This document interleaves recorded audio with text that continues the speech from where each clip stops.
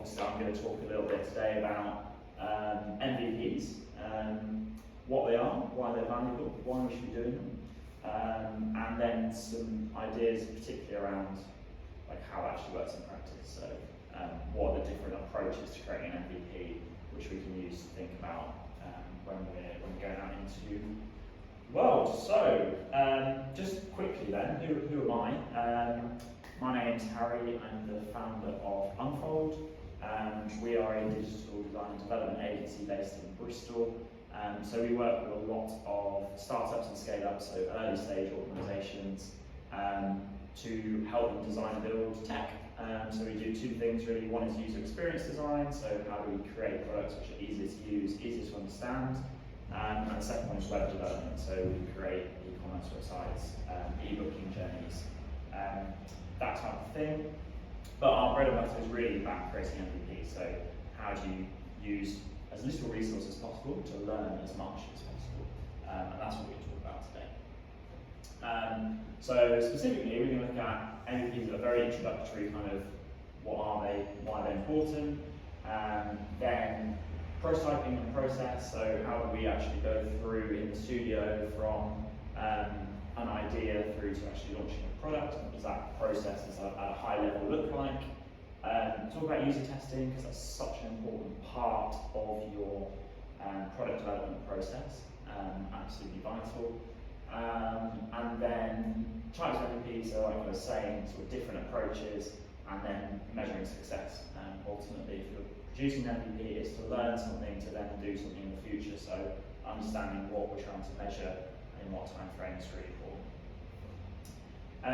So just starting at the top really, so what is an MVP? Well, it's a minimum viable product, and it's a term that was coined from the Lean Startup, which is a book by Eric Rice, and it's essentially the idea that there is much more value to be had from putting something out into the real world in terms of a product and observing how people use that and getting feedback from people out in the market than sitting at home in your office and trying to come up with lots of ideas about how something might work. So lots of assumptions get debunked by putting something out into the world and getting real kind of feedback. And the idea is that you do the most amount of learning, the least amount of effort.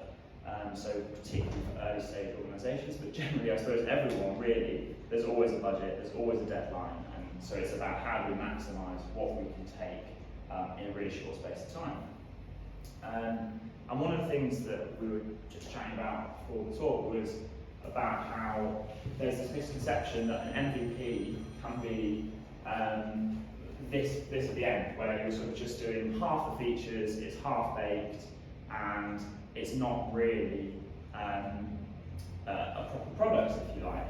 But the thing that we've got to kind of flip on its head is this idea that we want to get to this point where we're spending as little amount of effort as possible in terms of development of features or effort or resource, but thinking about how we can maximise the learning, validated learning, and value for the customer in terms of what we actually deliver, because that's where we're going to learn the most.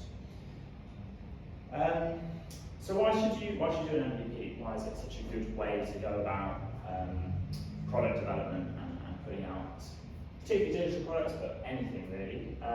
Well, the first one is that we learn and we iterate faster. So in business, generally the person who is learning the most, the quickest, is going to win.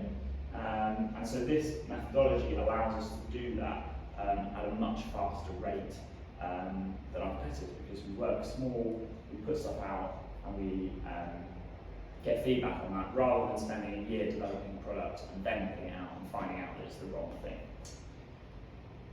Which helps us to avoid costly mistakes. That big bang approach to product development was obviously how it used to be done, but now talk more about working in an agile fashion, more about working iteratively, and it helps you to remove the need to do work that then becomes obsolete in very quick succession, which is really important actually in a startup where you're constantly developing things. If you kind of build lots of features into your product that don't need to be there, what the the cost of that is not only all that time you wasted, but actually if you're then building on top of that, you have a huge amount of technical debt and obsolete features that you then have to manage or unpick, and that becomes a very expensive process in itself. So it's all about trying to fail fast and notice your mistakes quicker. And the last one is the user guides or direction. So we are, as an agency, very focused on user-centered design. So when a client comes to us and says, we've got this problem, we, as an agency or as a team, don't have the answers to that problem, and we're very honest about that. But we do have a really good process which says, okay, well, if we talk to users and we understand what their problems are and their insights are for this, then we will let them guide the process of design. So we will work really small chunks, work quickly, put it in front of the people who are actually going to be using it, find out whether it solves their problem.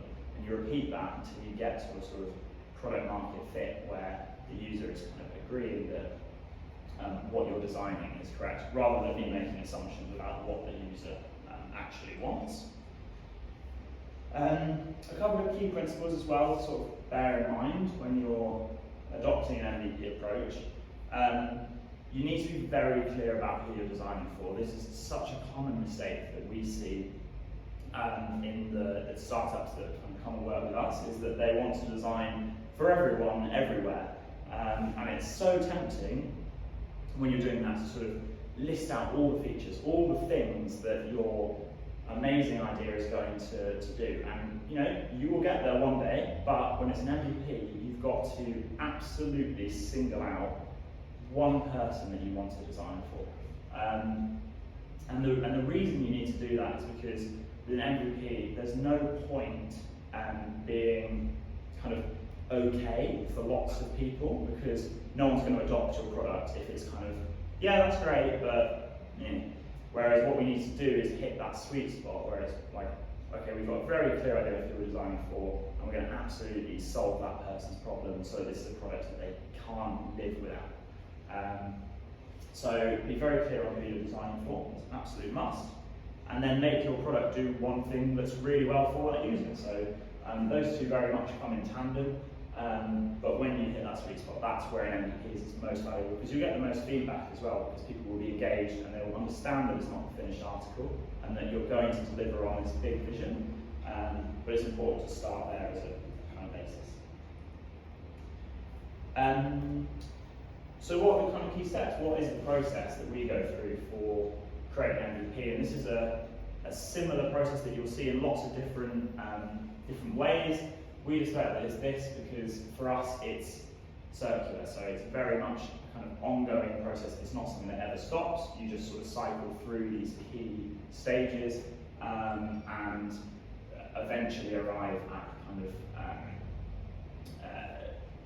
continually kind of building out the product and improving it. So the first step to that is really understanding. So you've got to understand your problem space and the thing that you're trying to solve, rather than sort of arriving and being like, here's my solution. We need to go broad, research, speak to users, speak to customers about what it is they want from a product, or if we've got an existing product and we're building on that, what do they like about it, what don't they like about it? And again, make sure that we're listening to the right people when we're doing that. Second step is really to ideate, so coming up with lots, and it's sort of counterintuitive in the sense that we come up with lots of ideas and we talk about quantity rather than quality of ideas at the start of a design process. It's about going very broad and getting everyone in the team involved. So we will get engineers involved, we'll get creatives involved, we'll get stakeholders from all over the business, because everyone has a different perspective about how something should work. And that can be quite a messy process, it's quite scary, but if it's well facilitated and it's well structured, you can quite quickly draw a huge amount of insight from lots of different ideas and pull that together. And it's when those sort of half ideas start bouncing off different people that you actually reach stuff that is genuinely quite impactful. So we sort of, this is the kind of area where we start to form a bit of a hypothesis in terms of what the product's going to do and how it's going to work. And at that point we start to wireframe that. So it's very low fidelity, and this is just the first And again, emphasis on being lean and not doing more effort than we need to. We're just going to try and transfer those ideas onto paper.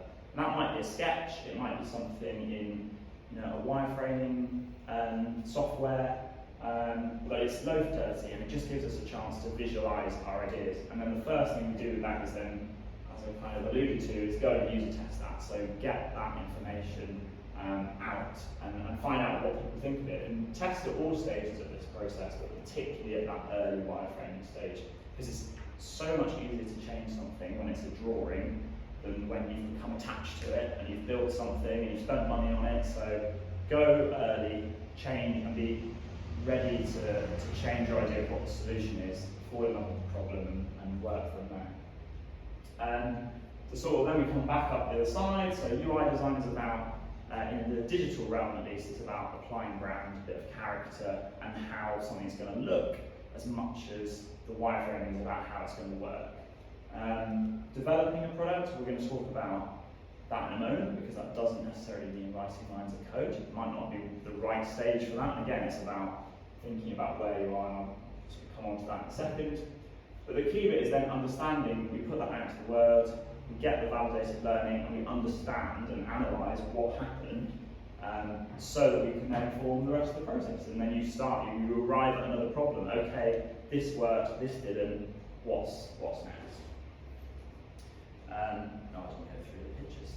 Sorry about that. Some key things to bear in mind. I think we've already talked about a few of these, but scale your approach. So if you are an early stage startup, drawing stuff on a piece of paper for how your e-commerce store is going to work really well. But if you're a larger organisation, you can scale this approach and take a bit more time over that wireframing process and make it a bit more high fidelity. But the beauty of it is that you can make this really lean. You just need to adapt it to how you are as an organisation and the sort of stage of business that you're at. Define your problem before designing a solution. So again, we talked about that, but if you fall in love with a solution and it's not the right solution for your problem, then you're going to go nowhere. So fall in love with trying to solve a consumer problem, and then work around different ideas to work out how to solve that issue. And then test. This is another common mistake we see, is that people don't go and get feedback from people. So it's really, really important to actually, once you've done all this work, go out and actually find out what people think of it, which is what I'm going to talk about next. So we do a number of different kind of user testing and research methods, and in sort of 3 buckets, which I'll talk about in a second. But these are the sort of the key methods we use, and again, because we're working with such early stage, it's a very pragmatic approach. In an ideal world, you would spend, you'd have a whole team dedicated to user testing and research, but that isn't necessarily always the case. You can't always do that, and this is a kind of bootstrapped MVP approach. So how can you do that in a pragmatic fashion? We have sort of qualitative and quantitative research methods, so whether that's one-on-one interviews, focus groups, speaking to people in real life and getting feedback that way, or if you've got a product out there or you've launched the first MVP, it's about collecting up more quantitative data, so whether that's an A/B test where you're serving 2 different kind of versions of something to customers and working out statistically which one is better at producing a certain outcome. Session recordings are really cheap and easy one to do, where you can actually sort of see how people are using your website or products. So something like Hotjar is a fantastic tool for that. Bottleneck, so looking at a funnel on your website and working out where people are getting stuck, and then trying to resolve those issues. And then NPS scores is a kind of business-wide metric for working out how popular a service is, by asking your customers on a scale of 1 to 10 how likely they are to refer you to a friend. The key thing is that you have to do both of these things. You can't just do one of them. We see a lot of people getting really into the data, and it's like, okay, we've got a problem on the checkout page, there's something really, really wrong here, and then they sort of start to make assumptions about what that is. you need to look, find the bottleneck, and then you speak to customers to find out, matching the qualitative and quantitative data to go, okay, I've identified a problem, but I need some kind of validation of what the actual issue around that problem is. So twinning these two things is very, very important. And also framing this as well in terms of those kind of three buckets that I was talking about. So there are three sort of phases that we do different types of user testing in. So the first one would be problem testing. So if you're a brand new idea or proposition, we need to establish whether there is a problem that we're trying to solve and what that problem is. So in that instance, I'm going to be looking at a lot of interviews and focus groups and going out and trying to find out whether the problem that I think exists does actually exist in the real world. So to make up a completely random example, if I wanted to start a business which sold a personal CCTV system for cat owners, so they could see what their cat was doing at home, I might go out and ask people whether they're worried about what their cat is doing at home. I'm not going to introduce the solution to them yet. I'm just going to try and find out whether people are worried about what their cat's doing while they're at home. Solution testing is then the sort of second phase of that. So we've identified and confirmed that my cat owner is very concerned about what their cat is doing. So now I'm going to propose, okay, well, what about if I had a camera that was triggered every time your cat moved across the floor? Would that help solve your anxiety? Yes, no, and then sort of feeding back and presenting different ideas from that ideation phase and getting feedback on that is really, really good. And then the third one is kind of optimization testing. So once we've put something out, that's more the quantitative stuff where we're like, okay, we have something out in the real world. Now we need to understand how we can measure and improve that, and that's where kind of those quantitative data bits sort of come in. But again, still going back to the interviews to work out where we're struggling. Fantastic. So types of MVP. MVP is a bit of a tongue twister after you said it so many times. Types of MVP and ways to kind of test. So going out into the real world and seeing different ways that people have been able to test ideas and test hypotheses without much effort. So the first one, and this is a real classic, is this idea of putting up a landing page and seeing whether people come and use it, like the idea of the product. So Dropbox did this to great success. So Dropbox obviously syncs your files seamlessly across desktop, in the cloud, etc. Very complicated product to build, very expensive. Don't know whether people want to actually use that. So they created a landing page with a video of how the product worked and got, I don't know what they claimed to have got, but it was hundreds of thousands of sign-ups very, very quickly, validated that people want this solution, were then able to go and raise money and actually build it. And then obviously equally had a really handy list of 100,000 people to say it's ready now.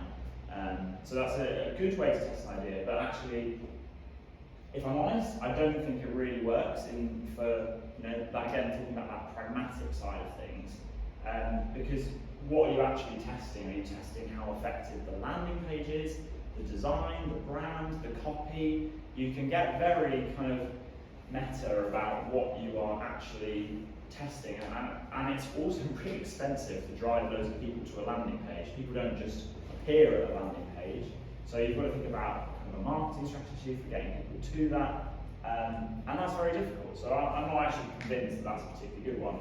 But what I have seen is one of our clients who sort of flipped this on its head a bit, and I really liked this. So Track Titans, you can see their Instagram page here, is a startup which is building a tool to help people get better at racing games online.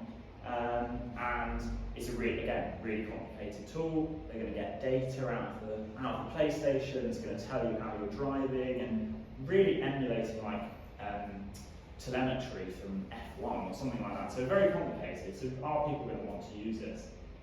Well, what they did was actually created an Instagram page and started posting videos and tutorials for improving your sim racing online. And as you can see, they got 35,000 followers over the course of about 2 or 3 months. Massively validating this idea that people are looking for ways to improve their sim racing online. So I thought that was a very clever way of, rather than trying to get people to come to a landing page, actually going out into the community and trying to build a community ahead of a product. And they did that, and they raised a huge amount of money off the back of proving that validation, and then going on to build the product, which has just launched. And again, they've got 35,000 people who are captive followers. So I think that's potentially an evolution of this idea of a landing page MVP, would be building a community or going onto socials and trying to sort of prove your hypothesis. The second one I wanted to show you is called the Wizard of Oz MVP, very much as you would expect it. It's this idea that the customer sees something very grand, and the whole singing, dancing vision and proposition of what you want to sell them. And then behind that is the man behind the curtain pulling all the levers, and that's you as the founder going absolutely crazy, trying to keep everything up front looking and working in the way that you were expected to. Zappos is a really good example of this. So this was sort of back when people didn't buy shoes online, and instead of buying a warehouse, getting loads of shoes in, and then setting up a very expensive website to see whether people wanted to buy shoes online, what they did was literally went down to their local shoe shop, took photos of all the shoes, put them on a rudimentary website, just got something up, and when someone bought the shoes, they went down to the shoe shop, bought them, and then posted them to them. So very, lots of effort. You're not going to make any money that way, but it proves the concept and allows you to then go, actually, right, we should get a warehouse, we should be able to fund this, because it proved that there's a business model here. We just need to prove how that works. The concierge MVP is a slight variation on this, in the sense that rather than being the man behind the curtain, you are still doing all the work, but you kind of reveal yourself to the customer. So you're not trying to create an illusion, you are providing that experience manually, and you let the customer know that you're doing that. It's quite good because you can be more malleable, so you can respond to how your customer is interacting with you and make that experience, and you can learn a lot about what they want. But then there's also the sort of downside that there's a bias introduced. If they know that you're doing it manually, then they might take advantage of that. It might be quite difficult to sort of separate bias from the results that you're getting. So that's that one. And then the third one is this kind of piecemeal MVP. And this was used by Groupon to great success as well. And this is the idea that instead of building technology, you can use lots of third-party tools. And there are a whole range of them. These are just an example of some of the ones that we've seen people use. And put something together which is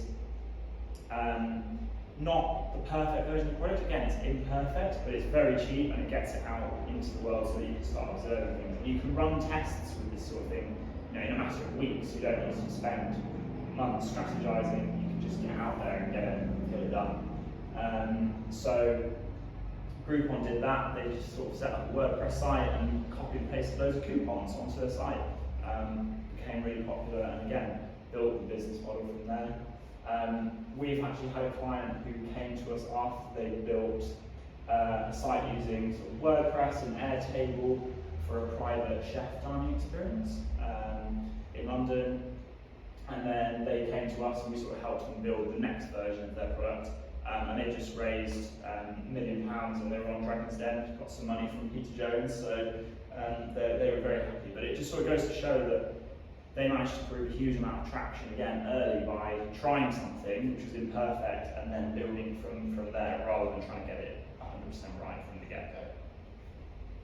And then last but not least, measuring success. So when you talk about measuring success, we talked about a lot of validated learning in terms of learning from customers, but it's really important to work out at the beginning of the process, and that sort of ideation phase, is what do we actually need to learn from this, and being really clear about what you need to prove. So if you're a startup and you need to raise money in order to reach the next level, you need to have spoken to investors now and say, right, what do you need to see from me to be like, I have to fund this? Or, you know, maybe it's a grant fund, like what objectives do I want to prove to deliver on this? Whatever that is, and whoever you need to prove that to, be very clear at the beginning what that needs to be, because it will hugely impact the decisions you make as a business as you go through that.